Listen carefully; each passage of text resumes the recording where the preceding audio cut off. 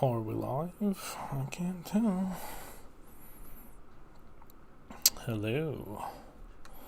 Hello, hello.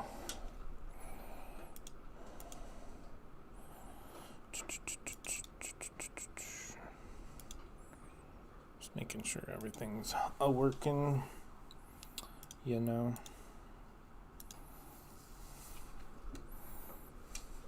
Alright, we're live. We're live. Just curious to see. Just messing around with like the streaming software. But yeah, thanks for joining me. Hello, everybody. Everybody out there. Is my camera updating on here? Alright, I'm trying to get chat so I can see chat, because if anybody's asking questions and stuff, I would like to know so that I can, answer anything or chat with you guys or whatever, But I'm curious to see if I turn this off, does it turn everything off? I don't think it does it? Sweet, because then I could see chat right there too. All right. Well, actually, I'm on a delay, so I gotta see for sure. But let's go over our topics today. Oh, it does. It's totally off, huh? Okay. Yeah, there's a delay on, so I couldn't tell. Good to know, though. Yeah. So let's go over our topics today. All right, we're gonna go over NFT news. Going over the strict basics here again. More detail, but like, what's an NFT? Why are they valuable? Where to buy them? Security, different types of scams people like to pull. Where to go to learn, and then other blockchains, which we'll go over. All right, so NFT news. YouTube CEO hints at a potential NFT feature. So I've done the news on most of my episodes, and so far Facebook, Twitter's already done it. YouTube's talking about it. Like, every brand or major company is talking about NFTs. So yeah, it's going to be big. I have people that I didn't even know in my life asking me about it. So like, I know this is a thing, and I think it's going to be really big this year. So this year I think it could explode. So hence why I made a channel, why I'm really into it, and yeah, why I'm here. Okay, so basically, they're looking into branching into NFTs in the future as a revenue source for creators. Of course, they're going to frame it as, oh, we're going to make creators money, but of course that's going to make them money too. Yeah, so we'll see how this goes. That whole buzzword Web3 everybody likes to throw around. Yeah, so we'll see. And of course, like, Facebook said they were going to do stuff too, but who knows when that will actually happen. Hopefully this year. I'm hoping all this stuff comes down this year. So, yep. Kanye West is getting in the game, if you didn't know. Yeah, so he's launching, I'm guessing, a music album, or it says a conceptual art NFT project. I figured it might have something to do with music, but from this article, maybe it isn't music, which is a little weird. So it's like a book. So I don't know. It says Genesis, so I don't know if that's a Genesis NFT where he's, getting into the whole just straight NFT game without music. I would figure he would do music too, but yeah, it pretty much says they're trying to do something they've never done before. It's that, like, on the bottom here. First of its kind in the NFT space. So it's a boutique viewing room. That's not necessarily new, but whatever. Places immersion. So they're trying to do like AR, augmented reality. So I don't know what that's all about, but Kanye, he's Kanye. All right, we'll go over a few more news things. Yeah, so Crypto Skulls popped off. That's one of the first NFT projects. That's a new trend. of historical NFT. Actually, this might not be a new trend, but it's a thing where, like Gary Vee was pointing it out, that older collections could be somewhere to invest because they're historical NFTs. So yeah, so he Gary Vee purchased a crypto skull for 100 ETH, which is a crap ton of money. Yeah, so I mean, people are looking at like, hey, this space hasn't totally blown up yet, so maybe going back through and looking at historical NFTs and buying them now before like a Gary Vee or somebody like that buys them. So that's a play you could do. So yeah, crypto skulls is a thing. They're comparing them to crypto punks, like kind of the artwork. Just looks like a skull to me. I don't know. And then there's the women, like trend. The world of women blew up. Of course, that was another Gary Vee thing. Like, he's pretty much becoming the go-to influencer to, like pump your projects. That's already starting to die off. I mean, these are all trends, and they're all going to come back eventually. There's Rug Radio, who's trying to become the decentralized Web3 media company. And yeah, they're coming out with their own NFT. Or did they already come out? They're launching it. So, and it'll whitelist its members for a membership pass that's granting them pre-sale access to the token-bearing Rug NFT. So not only are they doing an NFT, they are going to do a token. It's the first decentralized Web3 media company. However, Bankless DAO was announced May 4th, which apparently is earlier, I guess. And they're trying to do like a DAO and media, I guess. Decentralized exchange. And it looks like Madonna wants to get into NFTs. Like, it seems like the go-to celebrity choice for NFTs is, since they're super rich, is just to buy Bored Apes, I guess. All right, let's go on to the next topic. So, what is an NFT? It stands for non-fungible token. It's basically, they're all unique. So, if you're looking at a collection, you only have one of it. Like this Bored Ape right here. There's only one ape that looks like that. There's not another ape. You can't duplicate it, and it's on the blockchain. So it's basically saying, hey, I own this digital piece of art, or hey, I own this digital token that gives me access to other things. So that's basically what it is. Why are they valuable? So I would say the first reason they used to be, or it still has some relevance, is the art, is like, what are you buying? And then that is some people's advice for long-term investing too, is just get stuff you like, and if it goes to zero, at least you got something that appeals to you. If you think a collection is cool, like I think the Squishy Squad ones are really cute looking NFTs, and I love the community. That's another reason that's on the list too. So I bought a ton of them. Like, I'm a whale in that project. So the art, hype and trends. So like we were just talking about, the women trend, the historical value trend. There's the Asian community trend. There's so many trends, and in order to keep up with that, Twitter's your best friend for that, because people will talk about all these things. Price speculation. I think a lot of people are in it for that. There's so many people that all they care about is the price. They don't care about what the project's doing, what the art looks like, what the community is. They don't even participate in the community. All they want to know is, when am I going to double my investment? So it's a thing, just like in crypto. I mean, why people buy crypto? Sit on it and just wait for it to go up.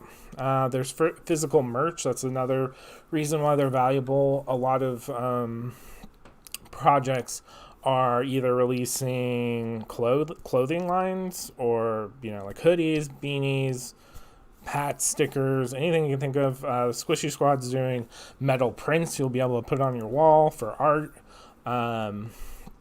There's so many physical things you can do. Community, it'd be the Discord server. Also real life community, like going to real life events. So there's real world community and there's Discord community. Discord's just, it's super easy. You can do it from your house. And then of course, there's real world meetups. A lot of communities are doing that.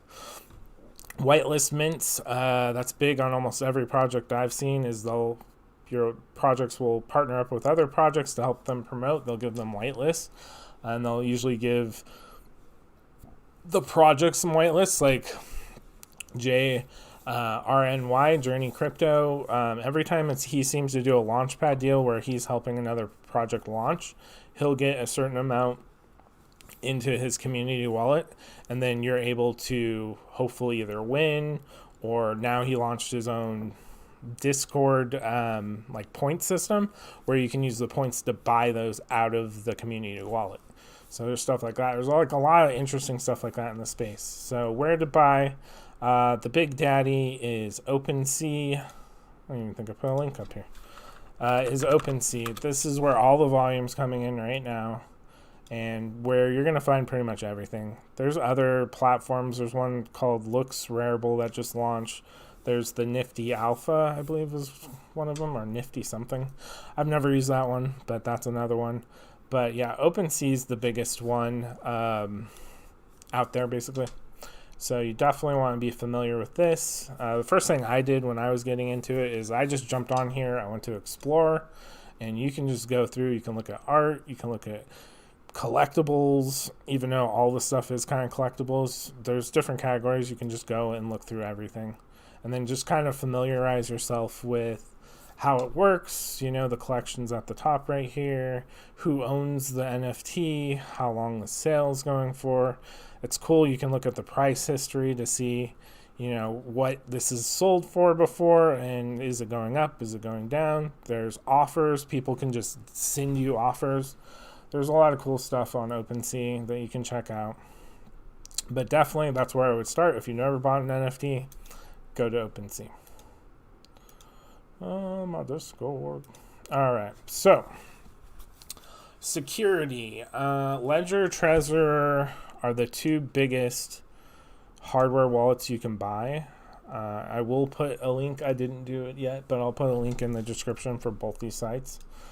These are the two big daddy hardware wallets. There's other brands, but I would say these are the two biggest, so I would check them out. I have one of each. Ledger is pretty easy to use. Trezor, I just got this last year. I haven't used it as much, but I think you can hold a lot more on a Trezor than you can a Ledger Nano. Like, if the Nano is like the cheapest, easiest one, I believe it's the Nano S.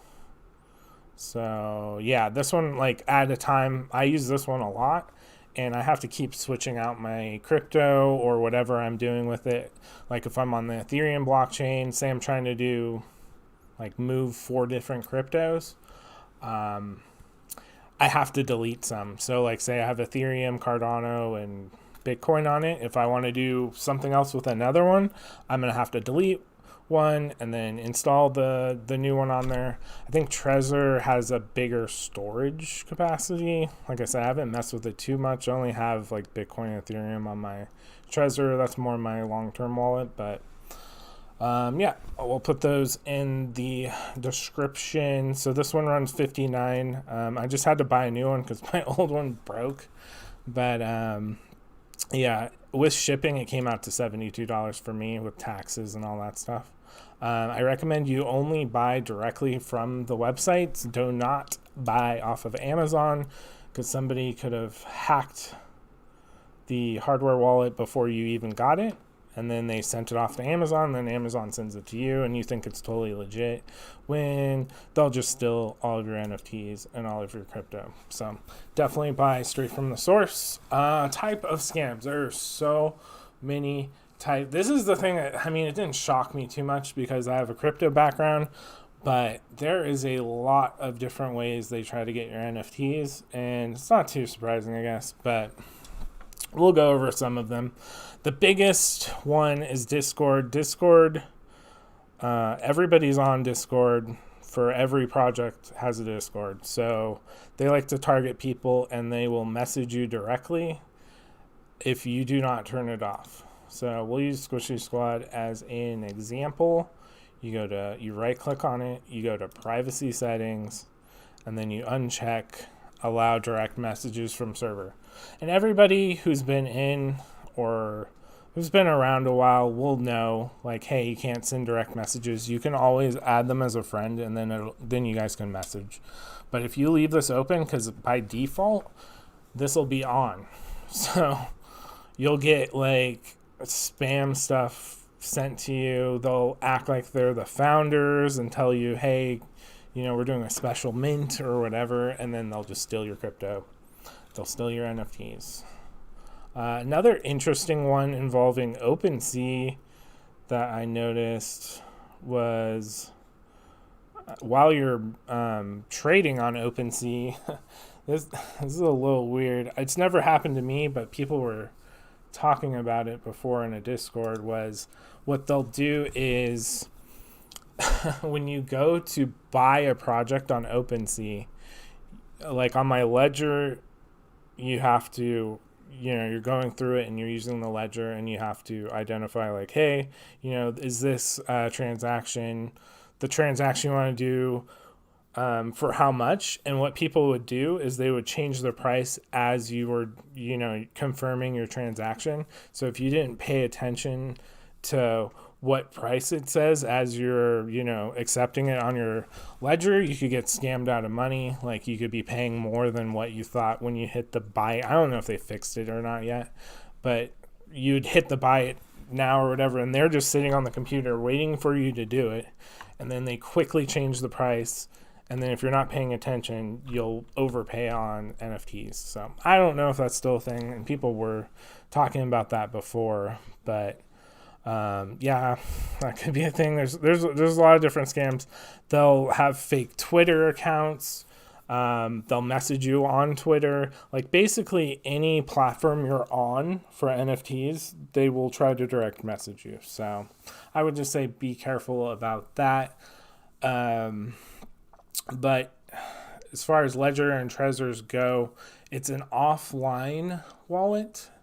So you don't want to keep it plugged into your computer or anything like that, because then it's kind of defeating the purpose. You want to unplug it and have it not connected to the internet while you're not using it.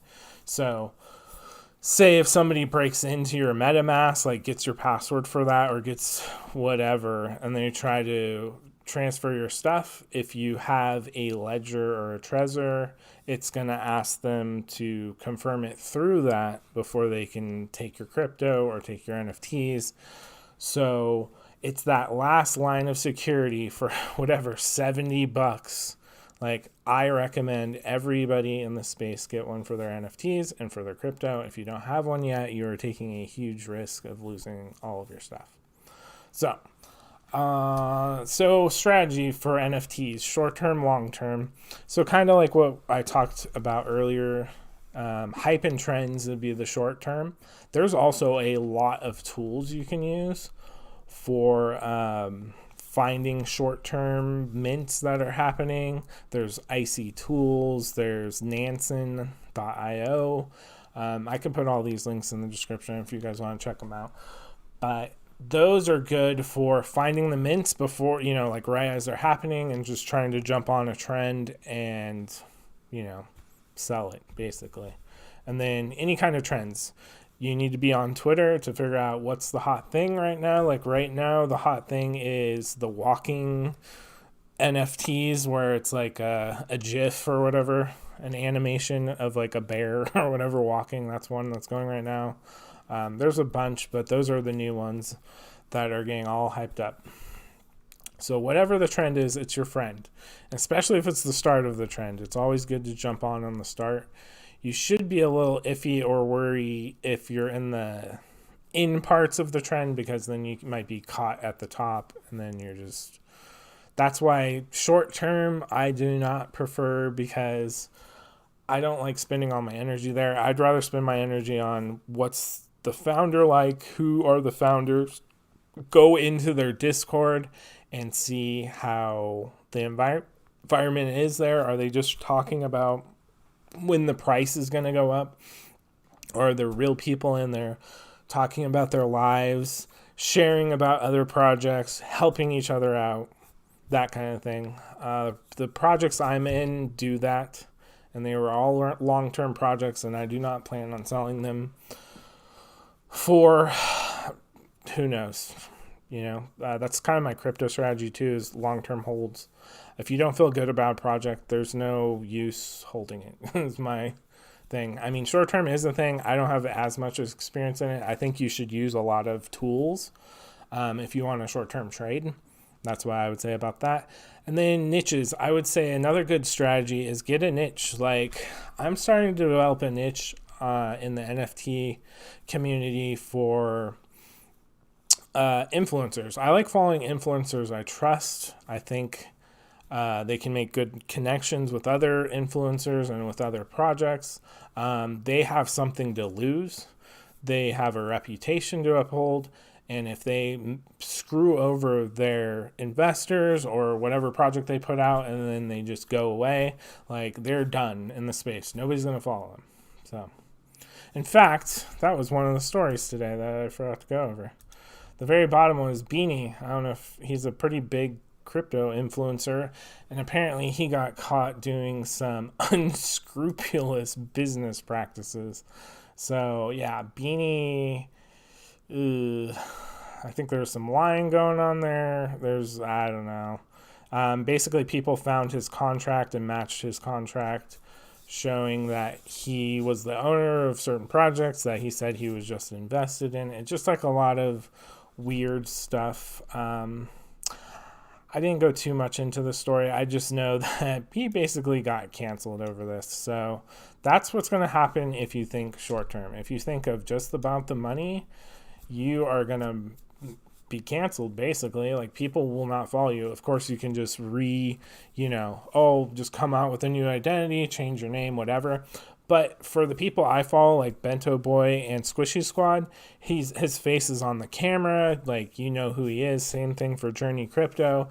He's been in YouTube for years. Bento Boy just started his, but his is already blowing up. He has like 30,000 followers in like a few months. Like, these are people that have something to lose. And they are people that I would hope will be in the space long term. And then like Gary Vee would be the other one. So I like that niche. I'm kind of putting a lot of my time and energy into people that are real people that I hope will stick around long term and give us value and give us other projects and whitelists and stuff like that. So that's kind of the niche I'm going into. I'm trying to kind of stick in that NFT influencer space. And plus, that's kind of what I'm doing on YouTube. Like making these videos and that kind of stuff. So I kind of want to be in and connected with those types of people. And then always be learning. Best place to learn: Twitter, YouTube, Discord. It's all you need. Those three, and you have it made. You're gold. And then other blockchains. So OpenSea runs on Ethereum for the most part. They do have Polygon and something else on there, but mainly every project launches on Ethereum because that's the biggest thing right now. But there are, just know that there are other blockchains that could become more popular in the future. Right now, they're not. Solana, I would say, would be the next biggest blockchain where there is potential there. And pretty much any other blockchain other than Ethereum, they're just trying to solve the gas fees. You're charged gas every time you use transactions, and right now they're astronomical. They're like, I have to wait until late at night sometimes to buy projects or to sell stuff. So right now it's not fun. Supposedly ETH 2.0 should be coming out this year. I hope and pray to God that it does. That's all I got. I actually do have the live chat up today. I don't see any questions. So until next time.